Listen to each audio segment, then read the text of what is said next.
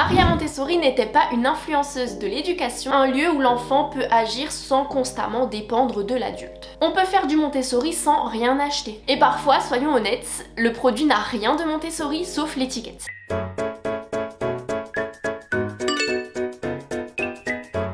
Hey tout le monde, on se retrouve sur ma chaîne Toshira. Dans cette vidéo, on va parler de Maria Montessori et plus précisément de sa pédagogie Montessori. Montessori est partout aujourd'hui. On voit des jouets Montessori, des lits Montessori, des cuisines Montessori, des crèches Montessori, des écoles Montessori. Mais une vraie question se pose, est-ce que Montessori est réellement une révolution pour l'enfant ou est-ce que c'est devenu un énorme argument marketing? Aujourd'hui dans cette vidéo, on va revenir à la base. Qui était vraiment Maria Montessori? Quelles étaient ses vraies idées et pourquoi son nom est parfois utilisé à toutes les sauces. Déjà, il faut comprendre une chose, Maria Montessori n'était pas une influenceuse de l'éducation, c'était à la base une scientifique. Elle naît en Italie en 1870, dans une époque où les femmes ont très peu accès aux études supérieures. Malgré ça, elle devient l'une des premières médecins d'Italie et rien que ça, pour l'époque, c'est exceptionnel. Une fois, pendant un stage dans un hôpital psychiatrique, elle avait constaté que tous les patients étaient mélangés. Il n'y avait aucune distinction d'âge ou de pathologie. Une fois qu'elle a obtenu son diplôme, elle est alors retournée voir ce directeur qui est Ezio Sciamana et elle lui a demandé de créer un service uniquement pour les enfants. Le directeur a accepté et ils ont alors créé le tout premier service pédopsychiatrique pour enfants d'Italie. Et comme c'était l'idée de Maria, le directeur lui a dit, vu que c'est ton idée, c'est à toi de garder les enfants dans ce service. C'est alors là que ses toutes premières observations ont commencé. À partir de là, quand elle a commencé à s'occuper de ses enfants, elle a observé quelque chose de fondamental. Déjà, il faut savoir qu'à l'époque, les personnes déficientes, que ce soit des enfants ou des adultes, les personnes disaient que c'était des débiles. Maria Montessori s'est rendu compte que quand on adaptait l'environnement pour ces personnes, elles arrivaient à progresser. Donc beaucoup d'enfants qu'on traitait de débiles, qu'on pensait incapables de progresser, avec Maria Montessori, ils progressaient. Il faut savoir qu'à cette époque-là, dans les années 1800, les personnes atteintes de déficience, ils étaient encore attachés, ils avaient des camisoles pour la plupart du temps, donc il faut savoir que pour Maria Montessori, c'était impensable de laisser une personne comme ça, et forcément pour elle, si on la laisse en camisole toute la journée, c'est sûr qu'elle ne peut absolument pas progresser. Donc pour elle, si on adapte l'environnement pour ces personnes, sans les forcer, sans les punir et sans les comparer aux autres, ils peuvent évoluer. Donc avec le temps, Maria elle a commencé à leur donner du matériel concret, du temps, de l'autonomie et de la confiance. De 1899 à 1901, elle devient directrice de la première école d'état d'orthophonie et dans cette école élémentaire, ils y accueillaient des enfants déficients sensoriels, déficients mentaux et déficients sociaux. Sauf que Maria, comme on le sait,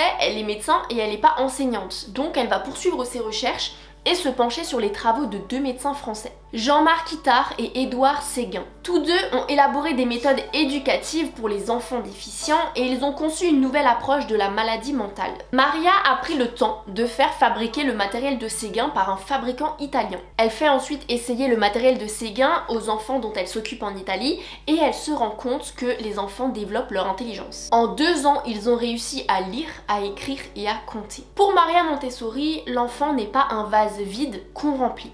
Il a une envie naturelle d'apprendre. C'est à ce moment-là que son travail, il va alors se diffuser dans le monde entier. En réalité, l'enfant, il apprend tout le temps. Il observe, teste, répète et recommence. Pour Maria, le rôle de l'adulte, ce n'est pas de remplir l'enfant, c'est de surtout ne pas freiner cet élan. L'élan de vouloir apprendre à chaque fois dès qu'il découvre quelque chose. Montessori défend une idée simple, aide-moi à faire seul. Ça veut dire quoi concrètement? Ça veut dire par exemple de laisser l'enfant mettre son manteau, de verser de l'eau seul, de ranger ses affaires ou de participer aux tâches du quotidien. Alors bien sûr Maria elle dit que ce processus il est plus long, que parfois il y aura des maladresses, mais c'est comme ça que l'enfant va construire sa confiance. Maria elle insistait énormément sur l'environnement, un espace pensé pour l'enfant.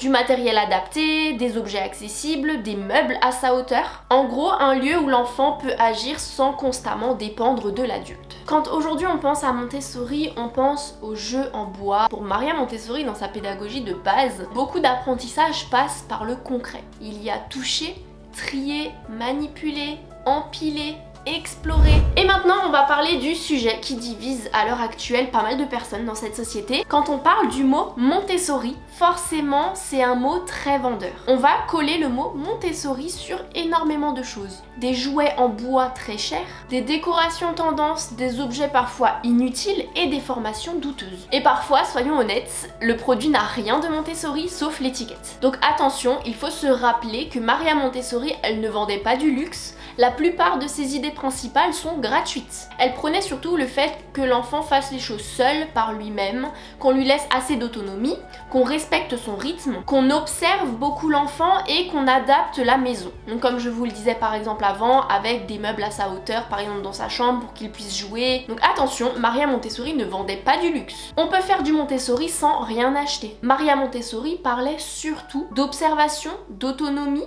de simplicité, de respect et d'environnement adapté, pas d'acheter 40 accessoires. À l'heure actuelle, on peut utiliser la pédagogie Montessori avec très peu de moyens. Comme par exemple, si on veut simplifier la vie de l'enfant dans la maison, vous pouvez lui mettre un petit marchepied dans la salle de bain au niveau du lavabo afin que l'enfant puisse avoir accès facilement au lavabo. Ensuite, au niveau de sa chambre, vous pouvez adapter les meubles à sa hauteur pour qu'il puisse avoir accès à ses jouets facilement. Si vous avez envie qu'il commence à devenir autonome et à s'habiller tout seul, des étagères où les vêtements sont rangés à sa hauteur, des vêtements faciles à mettre et bien sûr du temps et de la patience. Alors, génie ou marketing ?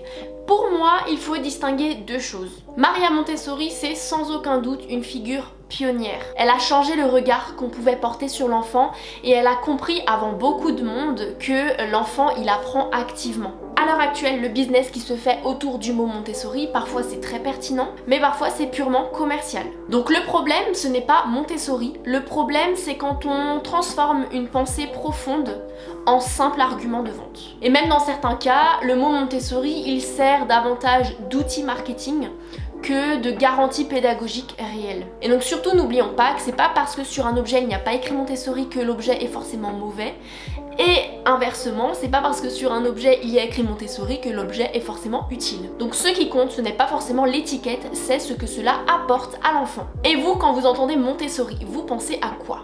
Une vraie pédagogie, une mode ou un peu des deux ? Dites-le moi en commentaire. En tout cas, on se retrouve très vite dans une nouvelle vidéo. Je vous dis à très bientôt. Salut!